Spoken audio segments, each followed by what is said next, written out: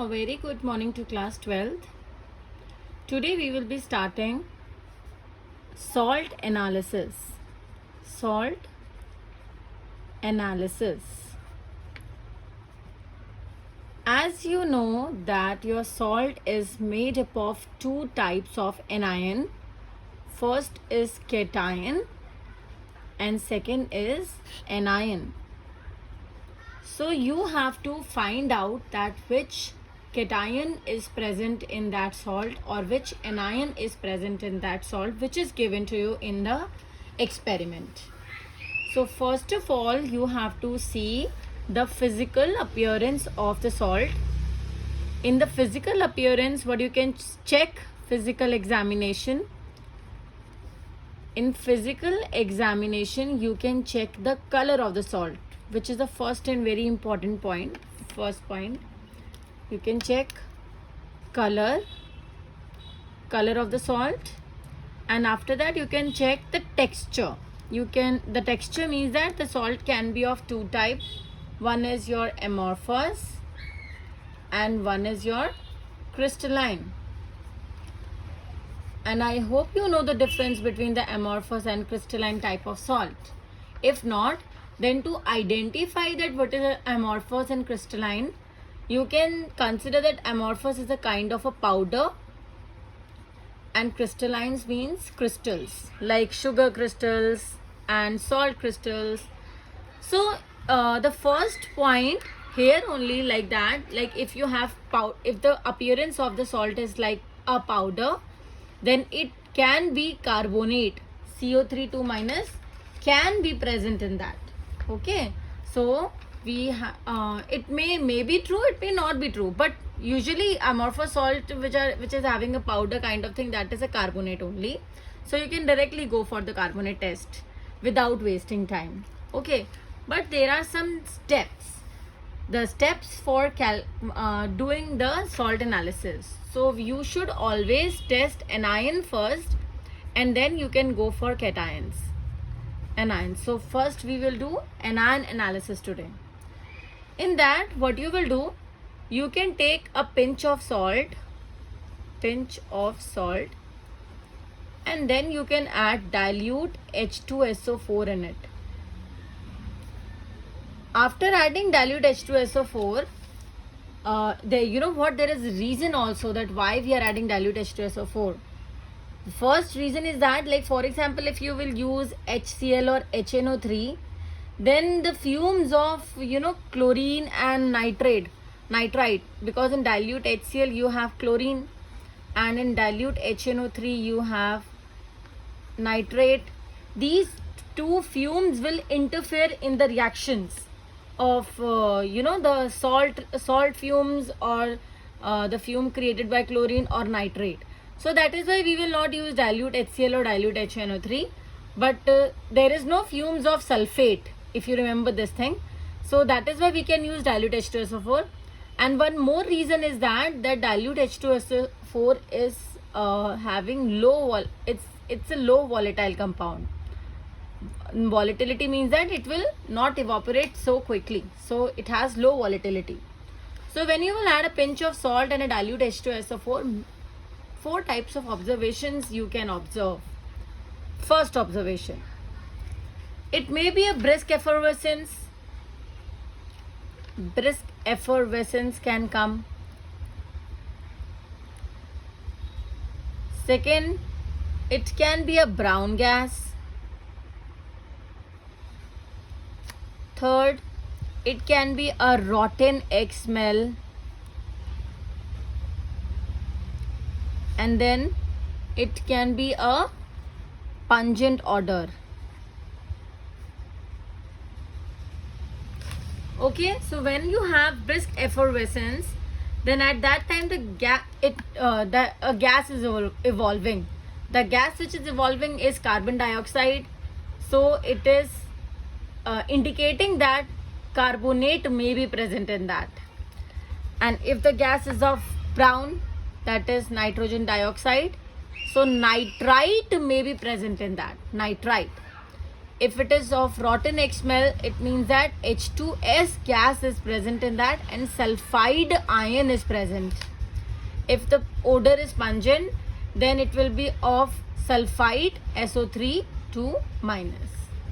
Okay, so let's perform the test for all these observations, but what we have observed. So initially it was carbon dioxide or the brisk effervescence have evolved out. So in the first case, what you can do, you can pass the carbon dioxide gas which is coming in the first reaction with the lime water, and this lime water should be freshly prepared. Lime water is CaOH whole twice. The reason for the freshly prepared lime water is that the carbon dioxide is already present in the nature in lots of quantity. Then what will happen? This lime water will react with the carbon dioxide which is already present in the nature, and it may has converted into the white milky compound which is a calcium carbonate. So that is why it is preferred to use the calcium hydroxide which is a freshly prepared. So yes, when you will pass carbon dioxide with lime water which should be freshly prepared, then it will convert that lime water into milky because of the formation of this calcium carbonate.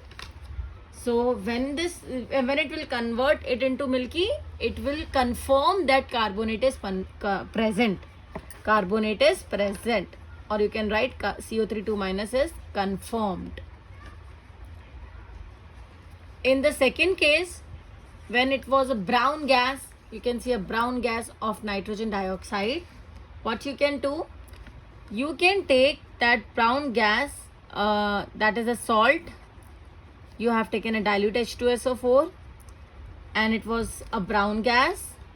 Then you can pass that brown gas, or you can say then you can add FeSO4 in it, FeSO4 which is a pale green color, and this FeSO4 should be of freshly prepared again. The reason is that because here in FeSO4 it is present in +2 oxidation state, but it will convert into +3 oxidation state if it is already prepared. Okay, so that is why, because you know this thing, it is D6 and Fe+3 is D5 which is half filled, and half filled is more stable than D6 one. That is why we should always take FeSO4 as a freshly prepared compound. Then this green complex will convert into a black color compound which is FeSO4.NO. Black coloration will come, and this black coloration confirms that it is nitrite, which is NO2 minus. Okay, this is your second observation which you have seen, and this is the confirmatory test for that. Third one is your rotten egg smell. So in the rotten egg smell, what you can do, you can take dilute H2SO4. You have taken dilute H2SO4 in the beginning. This is third one. You have added salt. Obviously, first you have taken salt and then you have added dilute H2SO4. Then the observation was rotten egg smell. Which is of H2S gas. So you will pass this with lead acetate, PbCH3COO whole twice. That is your lead acetate. And what it will do? It will convert it into PbS. And PbS is of black color.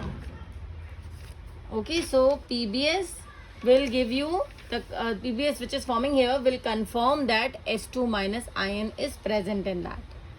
This is the confirmatory test. There is one more confirmatory test for this sulfide, which is you can take original solution. In original solution, you can the original solution is what? It is only salt and water. In this, you will add sodium nitroprusside solution. Sodium nitroprusside solution is Na2FeCN whole 5NO. This is sodium nitroprusside. Okay, when you will add the sodium nitroprusside into the original solution, then what will happen? It will convert into violet. That violet color will develop because of the formation of Na2FeCN whole 5NOS. Okay, this is the reason for the conversion of that sodium nitroprusside into the violet color. So this is for sulfide. One last test is left, which is for sulfite. So for that, what you will do, initially you have added dilute H2SO4 in the test tube which is containing a salt. Then a pungent colorless gas will come. Pungent and colorless gas will come.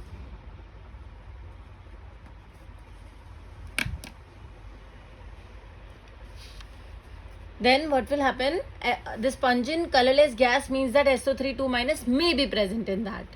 So in this only you can add K2Cr2O7 potassium dichromate, which is orange color solution.